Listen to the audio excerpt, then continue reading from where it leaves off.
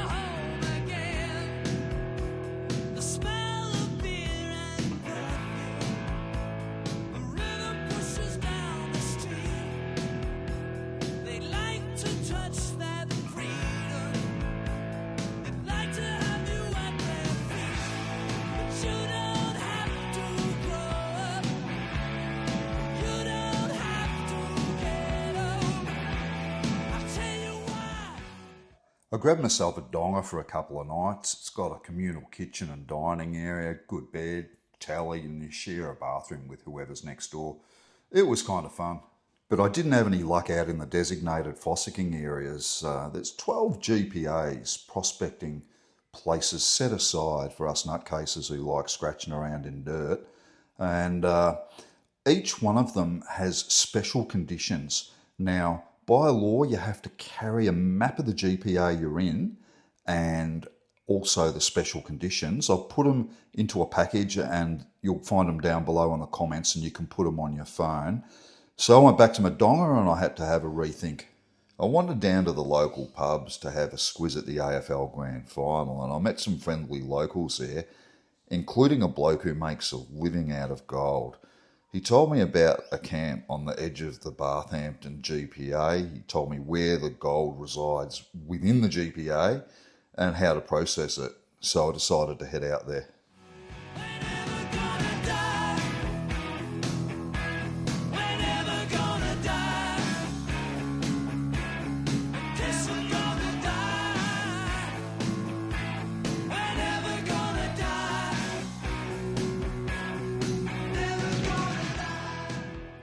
So we're going to head out to a place called Harry's Hut. It's about 15 k's out of town and you can stay there at the campsite for 24 bucks a night.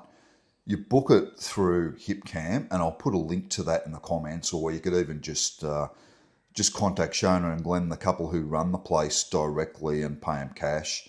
It's directly on the Barthampton GPA and you've got direct access through the tracks into the forest area.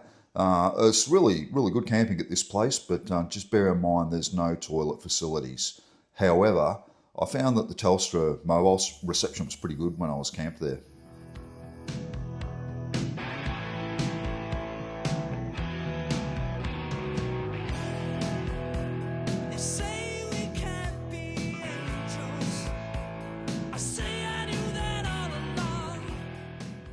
From where you camp, you just go past a stack of old tyres down the track there and you're into the GPA. You're going to drive around for about 2 or 3 k's until you find some old diggings and dry creek beds. That's where I've been told you dig for your gold.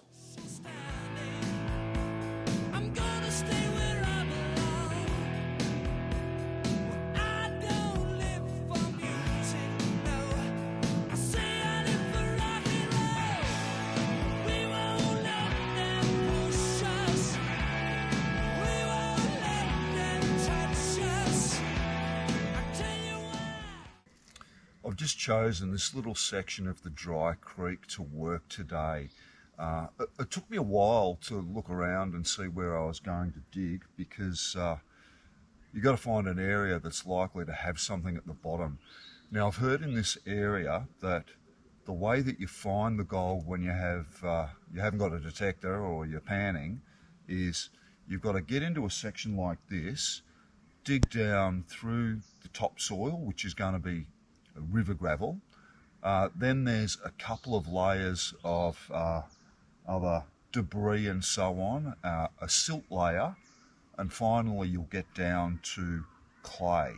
and the gold in this area is predominantly flower gold in the riverbeds, these old dry creeks. What you need to do is dig down, and it could be up to 4 feet deep, and take the first inch off the top of the clay layer, take it back to where you can find some water and work, and see how you go. It's going to be really hot out here today, so we've started at 6 AM, we'll probably be finished at 11. I'm not even sure if I'll get down to where the clay layer is, and I might have to continue working it tomorrow. I better get started. So I've just put my shovel into the soil for the first time to get a bit of an idea of what it's like under there. Get this up the camera and give you a bit of a look. So there's lots of this quartz of varying sizes, that of course is good news for us. And then we get this sandy river gravel that sort of accumulates in some areas, and I like to see like a line or a build-up of this fine stuff in a particular area mixed with the quartzy material. It's probably a good indication it'll be okay. So what we've done, right where there's a little bit of a fall away here and a lot of leaves have built up, I've sort of marked out an area 3 foot by 6 foot, and that's where I'm going to dig into. It's a bit of a game of chance or guesswork as to whether it's going to be productive or not, but while we're out here, we might as well give it a go.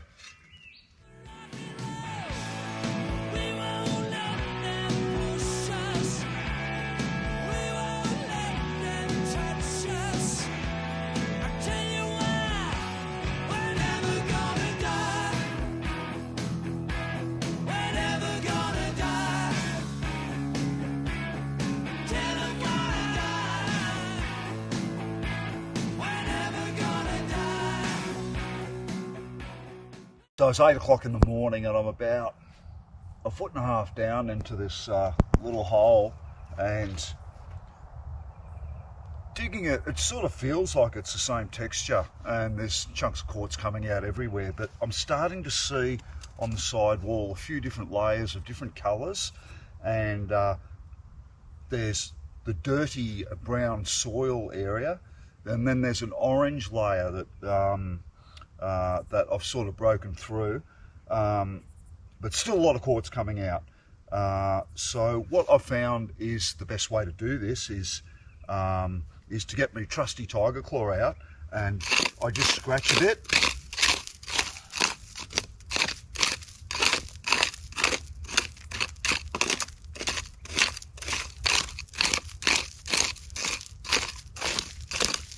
And every time I do that, it might take an inch or two off.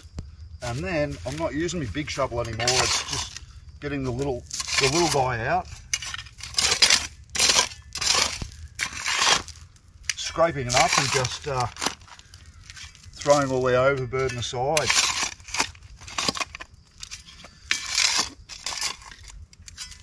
But we're going to have to keep digging. So I've been digging now for about 3 hours, and I can't get my little shovel in there anymore because there's not enough room, but it's this big one that goes down, and I reckon the hole's about 3 feet deep, and I'm starting to see something really different. There's a silt layer that I've gone through. It was sort of like a little bit more dirty, and you can tell there's been old debris rotting away in there, and I'm just below that now. And previously, just digging through the first couple of feet, it was as if there was quartz, broken up ironstone, and they were packed together. Now, underneath the silt layer, it's like there's quartz and ironstone, but it's almost stuck together. And I'm thinking, that's where the clay layer is in a place like this that hasn't had water down there for probably hundreds of years. It's not going to be clay like the grey clay you see elsewhere. It's just the stones a little bit stuck together, and I'll get the camera down here and show you what I mean. So this is our hole here, and if you look closely, you can sort of see a silt layer here, a bit of old debris or tree root, and it's really very loose, but aside from the overburden that's fallen in, when you get down to here, it's as if they're not really packed in like they were before. They've sort of got a little, every rock that you pull out has like bunches of debris stuck to it, as opposed to just the material falling apart as you shovel it away. So I'm going to take a couple of buckets worth out of here and find some water and pan it off. And I think when I say find some water, that might be take those buckets home and process it there, because this flower gold is something else that floats away very easily, and I want to have a really good look at it.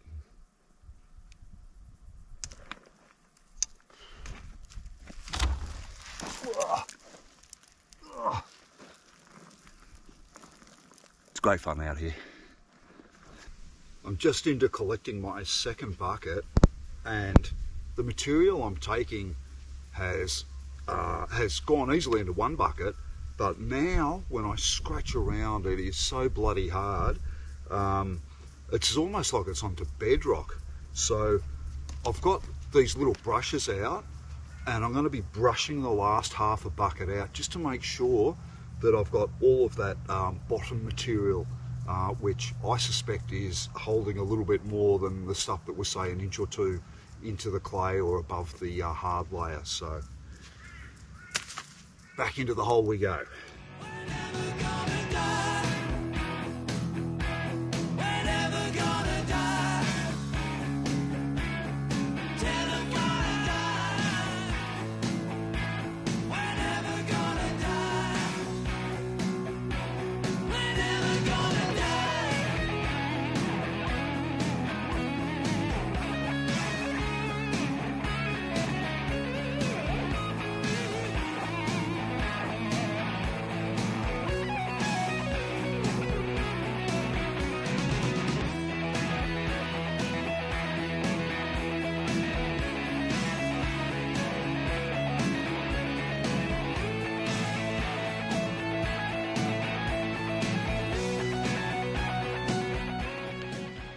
By this time I'd been out of home for about 5 days, and it was so dry up here, I felt like I hadn't seen water for a month.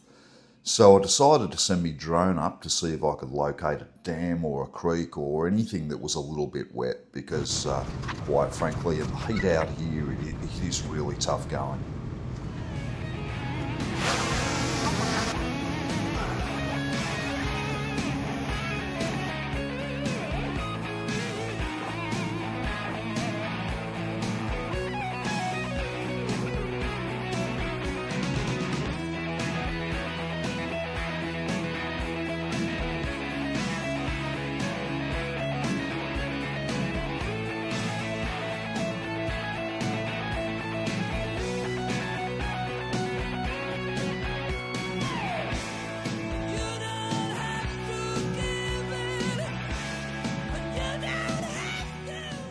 So I flew my little drone around for what seemed like kilometres, and all I could see was trees and dry tracks.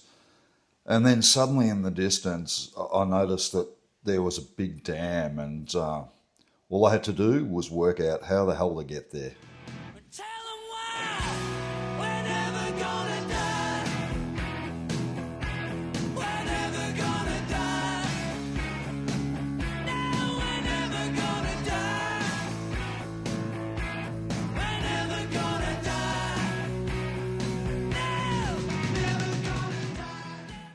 Of course, you don't have to stay at Harry's hut to go to the GPA, and it's well signposted. The turnoff's about a K before you would head into Harry's joint. The usual conditions apply where you've got to make sure you open and shut the gates properly. And if you head down to the left of the main entry to the GPA, you'll go down the track there, and that basically heads down to the gullies and all that I was in the previous day. But what I wanted to do today was find that bloody dam, so I turned right. Now don't take the track that runs right along the fence, take the one that goes sort of in a little bit, and eventually you'll get to a fence line. You're going to follow that quite a distance and it heads towards the dam.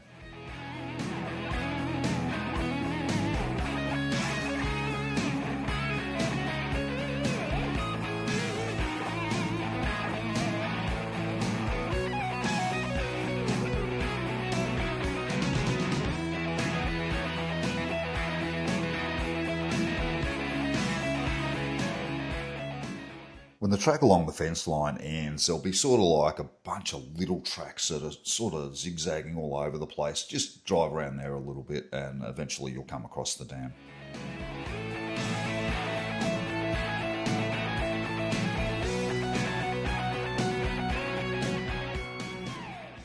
Running down to the dam was a series of little gullies, so I thought I'd scratch around there in some of the natural drop-off points, and the benefit of being near the dam is I could go down and test pan it to make sure the material I was collecting actually had gold in it.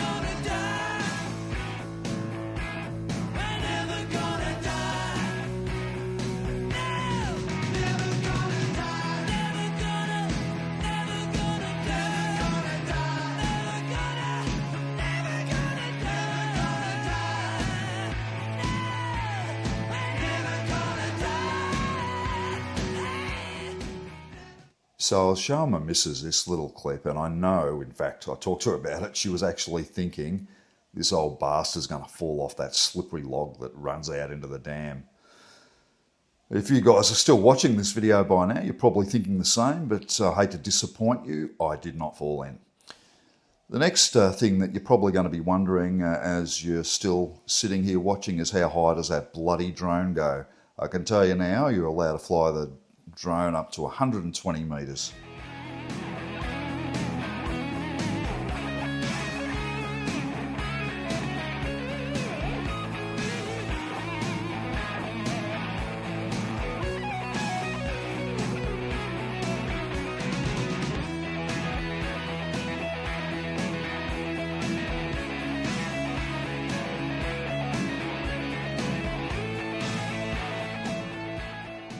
So for the tight asses out there who can't afford a donger, there's this BP just outside of town, and behind it is this big flat area where a shitload of people camp. Now, if you purchase something from the BP servo itself, you're allowed to use the showers and dunnies that are inside the facility.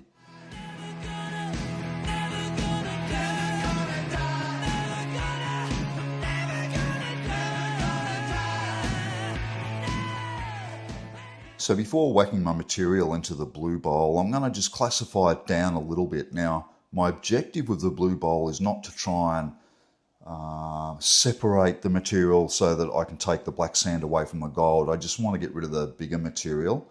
And also, I want to clean the soil a little bit, otherwise it'll clog up the machine.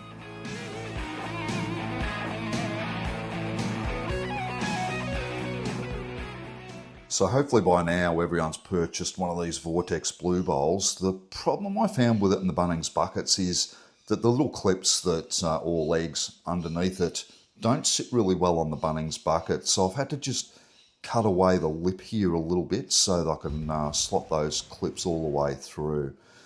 Now we've got a stack of pay dirt to go through. First thing we're going to do is make sure the water's flowing correctly through the machine. and then we're slowly going to start feeding it in about 4 tablespoons at a time.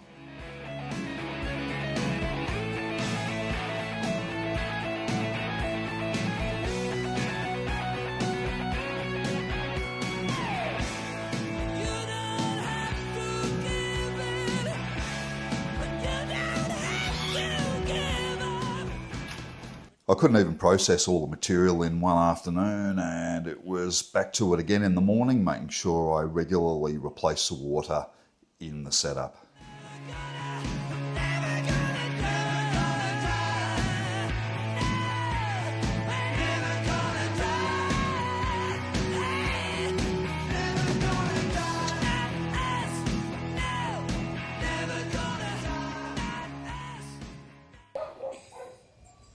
So after all that work, which was quite a lot of processing, here's our takings from a couple of days at Clermont, panning. I suspect the place is better for metal detectorists, but this is going to be the first time I actually see what was in there. So, and that looks like a nice piece. Hopefully there's a few more of them.